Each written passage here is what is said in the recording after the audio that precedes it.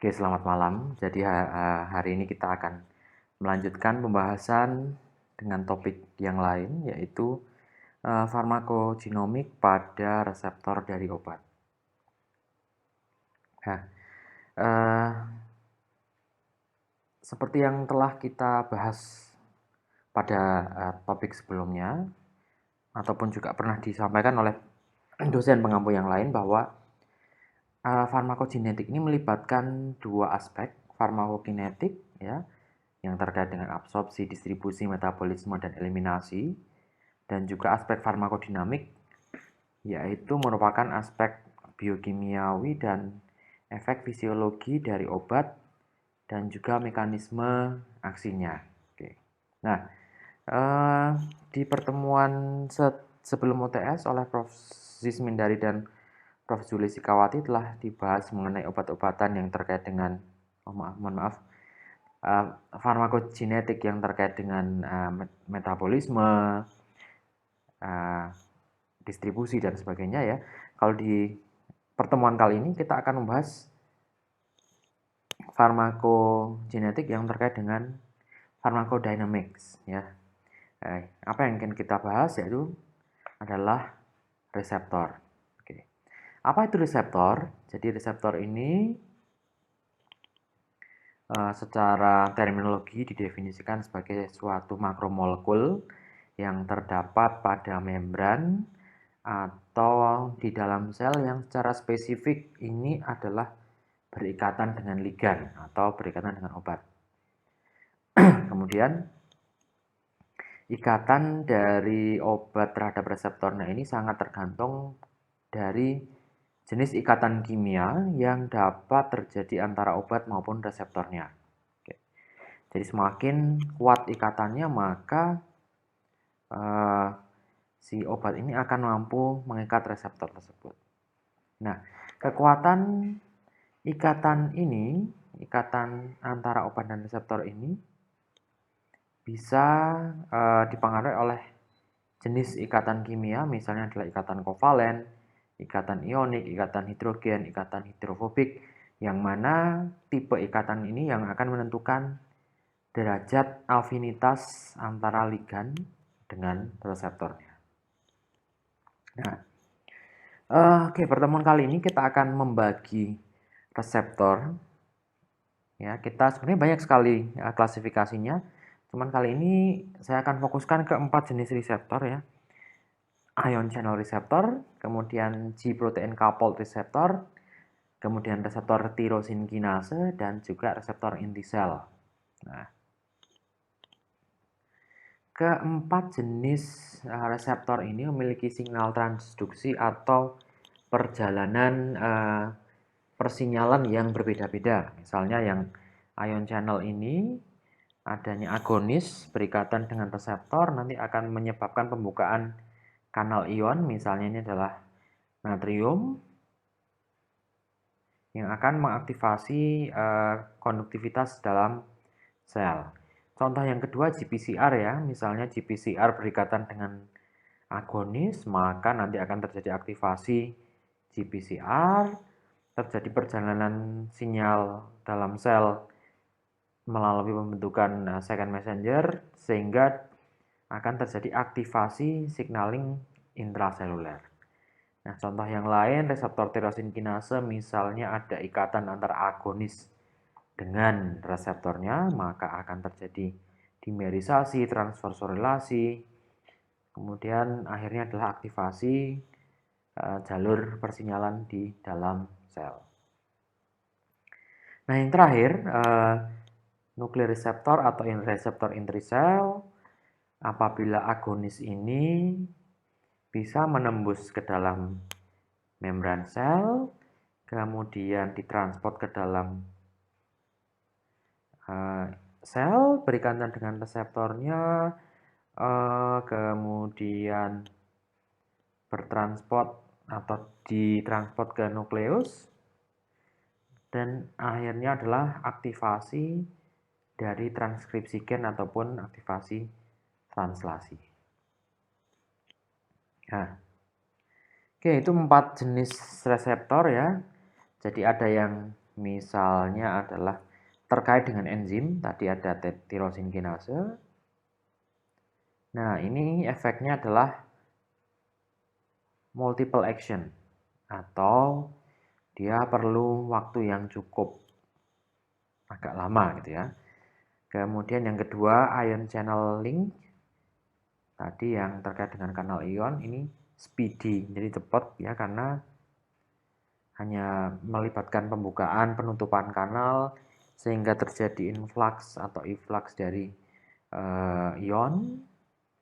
Kemudian yang G protein ini karena melibatkan aktivasi dia juga lama. Nah, yang paling lama adalah reseptor inti sel. Mengapa dia paling lama? Karena dia bertanggung jawab atau kerjanya itu adalah mempengaruhi transkripsi gen. Jadi bisa Anda bayangkan transkripsi, translasi sampai jadi protein itu akan memerlukan waktu yang lebih lama dibandingkan misalnya reseptor kanal ion yang hanya melibatkan pembukaan atau penutupan dari kanal ion tertentu saja. Oke, kita bahas mengenai yang pertama adalah reseptor kanal ion.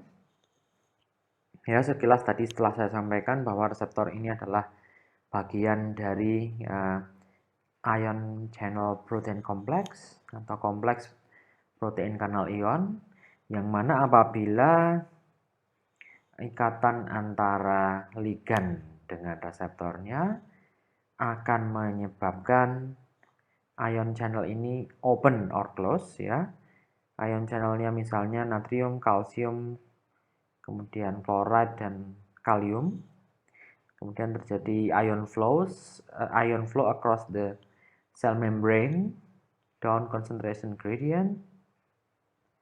Kemudian terjadi polarisasi atau depolarisasi dari membran di nerve atau sel-sel saraf. Nah, contohnya yang di sini adalah reseptor, misalnya reseptor asetilkolinikotinoik, reseptor GABA, reseptor serotonin, dan juga reseptor-reseptor yang merupakan reseptor dari neurotransmitter. Oke, saya ambilkan satu contoh artikel di tahun 2018.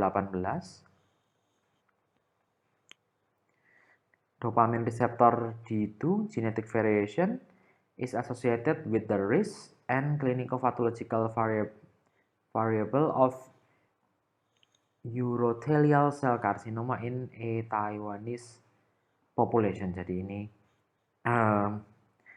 artikel ini mempelajari pengaruh ada nggak sih asosiasi atau keterkaitan antara variasi genetik reseptor dopamin D2 dengan resiko dan variabel patologi klinis pada karsinoma urothelial cell. Nah, tujuan dari penelitian tadi adalah untuk mengeksplorasi tadi ya polimorfisme dari dopamine receptor D2 on the susceptibility and clinico-pathological characteristic of urothelial cell carcinoma terhadap kerentanan dan karakteristik patologi klinis dari karsinoma pada urothelial cell. Apa yang mereka lakukan? Jadi studi tersebut melibatkan 369 pasien yang didiagnosa UCC dan juga 738 kontrol sehat ya. Kemudian subjeknya tadi dilakukan isolasi DNA, kemudian dilakukan genotyping atas 4 lokus ya. RS 1799732, kemudian 141C del atau deletion, RS 107 dan seterusnya. Kemudian ada TAK 1B, RS 957T, RS 1800497. Oke, menggunakan real time PCR, gitu kan. Nah, Apa yang ditemukan dari studi tersebut ya? We found a significantly lower risk for UCC in individual with DRD2 RS 6277 CT genotype compared to those with the wild type CC genotype. Oke, jadi kalau ada variasi namanya RS6277 ya, CC sitosin ya harusnya sitosin kemudian ada variasi menjadi sitosin timin, maka ini meningkatkan resiko UCC. Nah, oke, kemudian mereka merekrut pasien lebih lanjut ya, ada 124 pasien yang usianya di bawah 65 tahun direkrut untuk studi kohort. Kemudian disimpulkan bahwa pasien yang membawa setidaknya satu alel T pada RS 1800497 ini memiliki resiko UCC yang lebih tinggi dibandingkan yang tidak memiliki setidaknya satu alel T pada gen DRD2 tersebut. Nah, hasilnya apalagi?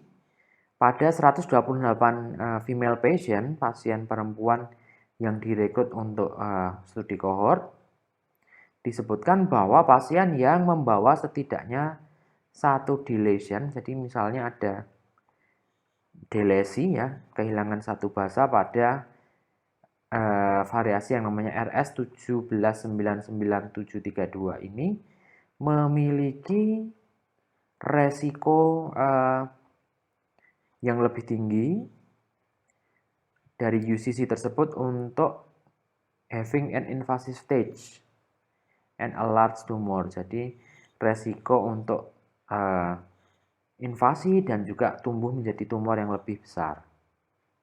Oke, kemudian studi tersebut juga menganalisis ada dua dataset yang mereka pakai ya, TCGA, The Cancer Genome Atlas, dan Gene Expression Omnibus dataset ya.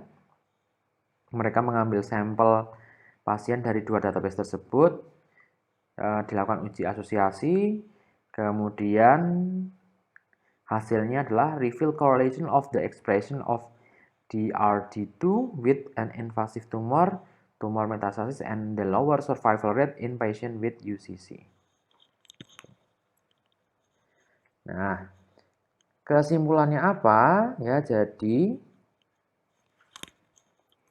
mereka menyimpulkan that DRD2 level might affect the progression of UCC. Jadi level ekspresi dari DRD2 ini menentukan mempengaruhi progresi dari kanker. Progresi itu apa ya? Tingkat keparahan gitu ya. Jadi kalau ada kanker kemudian dia progresi, artinya dia ke arah yang lebih ganas seperti itu. Nah, jadi progresinya ini pada variasi genetik yang mana? Misalkan ini RS 66277, RS 1800497 dan RS 1799732, yang mana ini terkait dengan kerentanan dan perkembangan patologinis pada pasien UCC di Taiwan sana. Nah, itu tadi yang pertama adalah pembahasan mengenai reseptor dari kanal ion.